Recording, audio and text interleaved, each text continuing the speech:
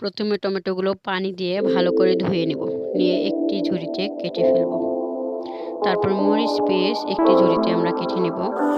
নেওয়ার পর মাছগুলো যে কেটে রেখেছি সেগুলো ভালো করে তেলে ভাজব, লাল করে ভেজে নেব। নেওয়ার পর সেগুলো একটি পাত্রে আমরা উঠিয়ে রাখব।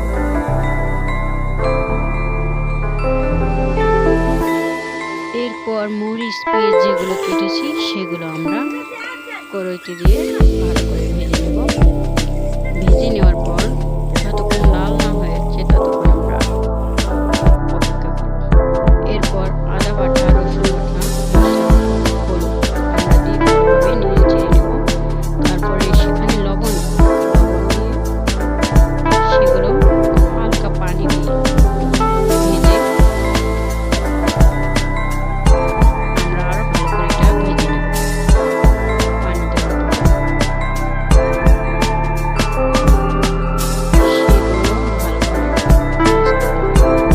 সেগুলো যখন ভেজে নেওয়া হবে তখন সেখানে আমরা টমেটো যেগুলো কেটে রেখেছি সেগুলো আমরা কড়াইতে দেব।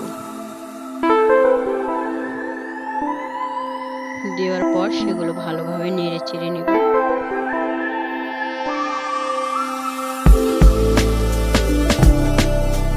ভালো করে নেড়ে চেড়ে নিয়ে সেখানে আমাদেরকে পরিমাণ মতো পানি দিতে হবে। সেদ্ধ করার জন্য পানি দেব। পানি দেওয়ার পর 10 মিনিট সেদ্ধ করে নিয়ে ঝোলের পানি দেবো আমরা সেখানে। ঝোলের পানি দিয়ে মাছগুলো ছেড়ে দেব। ছেড়ে দেওয়ার পর সেখানে আমরা ছেড়ে দেওয়ার শেষে সেখানে ঢাকনা দিয়ে হালকা করে ঢেকে দেবো। একটু পর সেগুলো ঢাকনা উঠিয়ে সেগুলো ভালোভাবে নেড়ে চেড়ে আর একটু ঢাকনা ঢেকে দিয়ে নামিয়ে রাখবো।